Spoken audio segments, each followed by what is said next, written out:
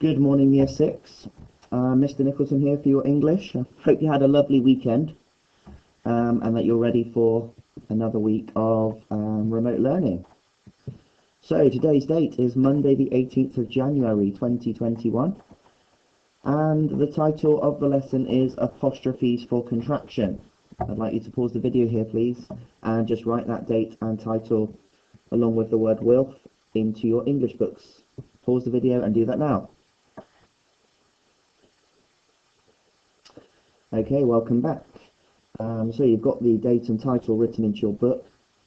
We've made a decision in Year 6, after speaking with the other teachers in the school, that we're not going to do our Talk for Writing unit. It's just very difficult to teach it remotely, for you to write a really long story and take it step by step. So we're going to do some kind of grammar lessons instead. And this week we've got a few lessons to do with the wonderful apostrophe. So hopefully you've had a chance to look at the wilf. The bronze, silver, gold will all be on the screen for you later, so you don't need to do any printing in this lesson. And as usual, we'll start off with a little bit of total recall. Okay, I'm just going to put the screen shade on so that we can look at one side of this at a time. So, statements, commands, questions, exclamations. What I want you to do is have a look at these 4 sentences. You could write 1, 2, 3, 4 in your English book. And I want you to identify which one is the statement, which one is the command, which one is the question, and which one is the exclamation. Once you've identified those, you could write these out and add the correct punctuation in. So have a go at that, pause the video, and then come back and I will reveal the answers in a moment. Okay, I'm hoping that you are keeping up and you have written those sentences down into your book. So let's start with the first one. I like tomatoes. They're delicious. I like tomatoes. Right, we need to put a full stop on the end of that sentence. And this sentence is just telling us something. So we would say that this sentence is a statement. Well done if you got that correct. How delicious they are. Okay, we're kind of just making a comment here. So this one is called an exclamation. Just a comment about something. How great you are. How wonderful that is. So we would use an exclamation mark on the end of that one. Exclamation. Doesn't quite fit in, so I have to move the screen over a little bit. Make it a bit smaller. Always like things to fit on. I'm very neat and tidy. My class will know that. Okay, the next one says, get me more tomatoes. You might have noticed this one starts with a bossy word. We call these imperatives or imperative verbs. Get me more tomatoes. And any sentence that starts with a bossy word is called a command. Now, to be honest with this one, you could have gone for exclamation mark or you could have gone for full stop. Both of those would have been fine. And well done if you identified this as a command. And the last one says, do you like tomatoes? Don't need you to answer me because I'm pre-recording this. But this one is a question, so of course we need to have put in a question mark. Well done if you punctuated those correctly, and super job if you managed to identify them correctly as well. Okay, let's move over to the other side now. I'll move the screen capture across this way. So, prepositions. You had a lesson last week on adding detail to sentences using prepositions and prepositional phrases. So, have a little think. What is a preposition? Then I'd like you to give an example of one. Just write it in your book. Thirdly, I'd like you to write that preposition into a sentence. And then finally, I would like you to write, the tomato was found in the fridge. And I want you to identify the preposition in that sentence. So pause the video here, do those 4 simple tasks, and then I'll reveal the answers in a minute. Okay, welcome back. So, a preposition is a word, and the clue is in the part of the word that says position. It's a word that can help you determine where something is. There are lots of them. So many examples. I'm sure you've got a correct one, but they're words like in, on, around, under, above, besides, over, and there are many, many more. There are so many. So hopefully you've managed to put one of those into a sentence. And the final thing you had to do was look at the sentence, the tomato was found in the fridge. And the preposition in this sentence is the word in. So well done if you've got the word in. You might have circled it or underlined it or written it in a different colour. Okay, thank you for trying Total Recall today. I've noticed with all the photos being sent in to me that Godreeby are doing a really good job with the Total Recall. Okay, on to today's lesson then. As I said, we're going to spend a bit of time this week just recapping and revising and perfecting our lesson, our knowledge about apostrophes. Apostrophes can be used to show missing letters, and this is called contraction. All right, and we'll look at another way of using apostrophes later. Contraction basically means getting smaller. So I cannot come to the party, and that's what we call the expanded form, can be contracted using the apostrophe to I can't come to the party. And the apostrophe goes in the place on the word where the letters are missing. So if I just highlight the apostrophe in that word can't for you, it's here. This is where the N and the O are missing.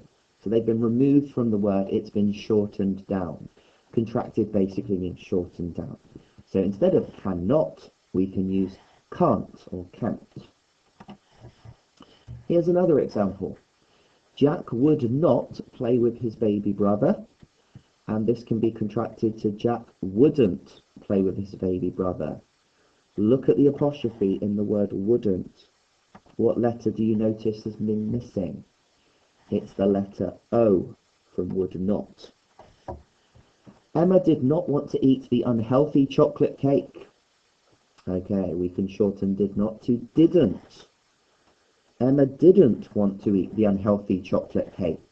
We have an apostrophe here, and this time the apostrophe is to show that the O is missing again. Okay, so would not can be shortened using an apostrophe to wouldn't. Did not can be shortened using an apostrophe to didn't. I've got a quick task for you to do in your English books. Have not, they will, shall not, I have, you are. I want you to write those words into your English books, please. And then next to them, I want you to write the shortened words, the contracted words we get when we use the apostrophe. I'm going to show you the first one, and then I'd like you to do the other four by yourself. So, have not, I have not been sleeping well, could be contracted to haven't. I haven't been sleeping well. And the apostrophe is in there to replace the O. I'd like you to pause the video here, please, and have a go at doing the same thing for they will, shall not, I have, and you are. Okay, off you go. Good luck. Okay, I hope you've had a good try with that one. I'll reveal the answers. They will should be shortened to they'll. And the apostrophe replaces the W and the I. It's got to be in the exact place. Shall not is a tricky one, actually. We don't use this very much. We don't use this one very much, but shall not is contracted to shan't. I imagine a few of you would have got that wrong. It's a very, very difficult one. It's probably the hardest one. And the O is missing, but also the L's have been removed from that as well. So well done if you got that right. That's amazing. I have can be shortened to I've using the apostrophe. That's one we use quite a lot. It's quite a short one. The H and the A have been removed, and the apostrophe has taken that place. And the final one is your. You are my best friend. You're my best friend. And it's the your that's Y-O-U, and then the apostrophe replaces the A, and then R-E. Great job. Just write in your English books how many you got out of 4 with that one, and then we'll move on. So, another quick task for you to do. Check these for accuracy. We've got 6 on the screen. Which ones are wrong and which ones are right. Is it the ones on the left or the ones on the right? I want you to pause the video and write out the correct contractions. Okay, let's have a look then. We've got didn't. Didn't is a contraction for did not. The O is missing, so this one is the correct one. Well done if you identified it. The next one we've got is will. Will be late is a contraction for we will. The W and I is missing from will. It's got to be this one. And the final one is shouldn't, which is a contraction for should not. And it's the O missing from should not. So it's this one. It's all the words on the right hand side. So for that task, right was right. One thing I just wanted to remind you about is the apostrophe when you write the word it's. So many people get this wrong. Lots of adults get this wrong. You only use the apostrophe when you're using it's as it is. Okay, so these would be fine. It is sunny today. It's sunny today. It is very kind of you to give me your last sweet. It's very kind of you to give me your last sweet. And it is full of wonderful things, exclaimed Howard Carter after discovering Tutankhamun's tomb. Okay, so be really careful when you're writing it's in your English book. Only put the apostrophe in if you're shortening it is. Okay, so I'm going to put the tasks for today, the main tasks for you to do on the screen now. I'll go through them in turn, bronze, silver, then gold. You can choose which one you're doing and just try your best with it, really. So here is the bronze task. There's 5 sentences for you to write in your books. And what you have to do is look at the word that's in brackets and write it in the space using the contraction and using the apostrophe. So I'll do the first one for you, and then you can have a go at all of them. You should have called me as soon as you heard. So this one, I would use the contraction should have. You should have called me. So it's going to be I won't do capitals, S-H-O-U-L-D. But when you say should have, the ha from have is missing. So that's where we put the apostrophe before we finish off with the V and the E. Okay, so you'd have to write the sentence out, putting those contractions in. So that's my example of bronze. If you want to do bronze, just pause the video here, have a go at those sentences, and then catch back up with the video, and we'll do the plenary at the end. Okay, let's have a look at silver. You may look at silver and decide, actually, I'll go back and do bronze. That's absolutely fine. You can pause and rewind the video and fast forward, whenever you want. So there's only 3 for each here, so I won't show you how to do these because that's doing most of the work for you. I'm just trying to explain it. So the first part, you have to change the contraction and expand it. I didn't do it, I promise, and you've got to write I, and then you've got to expand didn't, do it, I promise. So you want to make these words bigger. You actually take the apostrophes out for that task. And then you're doing the opposite thing. You're changing the expanded back to the contracted. So you will not have a clue, and you would write you. Then you would contract will not, and it's not wilt, which is a common mistake that we make in Year 6. So that's a bit of a clue. And then you'll write have a clue. You something, have a clue. Okay, and there are 3 in each part to do for silver. So pause the video if you want to have a go at that, and now I'll just go through the gold. Okay, here is the gold task for today. So basically there are 6 sentences here, and they all have mistakes.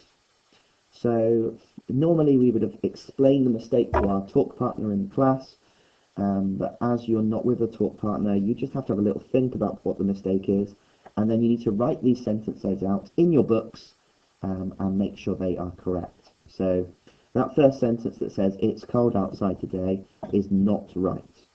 You need to write it out correctly in your book. Okay, they're all wrong. Just quickly, if you have finished English today and you want your work checked, and you're not sure if you've got everything right, just send a picture through to your teacher on the chat page, and we'll give you some feedback and tell you how you've got on. Okay, pause the video there if you're going to have a go at gold, and then come back to the video and we'll finish the lesson in a moment. Okay guys, we're just going to finish with a quick word class game. So basically, all words can be put into different categories, into different classes, depending on the job that they do in a sentence. If you were coming to my booster group or the other English booster group with Mr. Webb, you would be quite used to doing things like this. So what you have to do is write the numbers 1, 2, 3, 4, 5, 6, 7, 8, 9, 10 into your English books. Have a look and read the words that are there and see if you can work out which word class they would go into. So I'll do the first one for you to get you started. So pencil is an object, and it's a thing that you can pick up, and objects would be in the word class noun. Okay, we'll do this quite regularly from now on, so you might find this very difficult today, but you might get, or hopefully, I'm sure you will, you'll get better at this as we go through the next few lessons. So pause the video here, and just like I did for pencil, and I said it was a noun, do the same thing, and then press play on the video again, and I'll go through the answers in a moment just to finish the lesson off. Okay, good luck with that. Let's see how many out of 10 you got right. So, swam. I swam in the sea. That would be a verb because that's what you are doing. Just wait for the school bell. Under. We talked about under earlier. Under can tell us where something is. So that one is a preposition. Okay, now we're getting some tricky ones. Many. I have many sweets. It determines how many sweets I have, and it's a determiner. That might have been a tricky one. And then we've got the word as. As it is raining, I will get my umbrella. It's starting off the subordinate clause, so we call this a subordinating conjunction. Right. If you have gone for a walk in the rain and you're with your dog, maybe you're doing a dog walk and you have a wet dog, it's describing the dog. So that word wet is an adjective. If you do something carefully, the word carefully is describing how you are doing it. Words that describe how are called adverbs. Okay, I'm going to my house. And that is replacing the noun. Instead of saying my name, I'm using the word my, and we call that a pronoun. America is a place. This one has a little bit of a clue because at the beginning there is a capital letter, and all the words in this word class have a capital. It's a special type of noun, and it's called a proper noun. Okay. And finally, we've got the word that. I am going, the car, let me think of something else. The car that is red zooms down the road. So this is a really tricky one. We always left this one to last in my booster group, so my booster group should know this one. There's only really 3 of them, to be honest. It's that, the one we've got today, and which as well, and when can be used sometimes. And we call these ones relative pronouns. Super job if you got that one right. Hopefully a few children from my booster group got that one right, because we used to practice that one all the time. Okay, don't worry if you didn't get that many of those right today. You know, even if you got 3 or 4, that's fine. We'll do this kind of thing at the end of every lesson in the next few weeks coming up, and I'm sure you will get better with it. Okay, everybody, I hope you enjoyed today's English lesson. You got lots of work done in your English book. Have a little bit of a break before you start maths later on this morning, and I'll speak to you soon. Goodbye.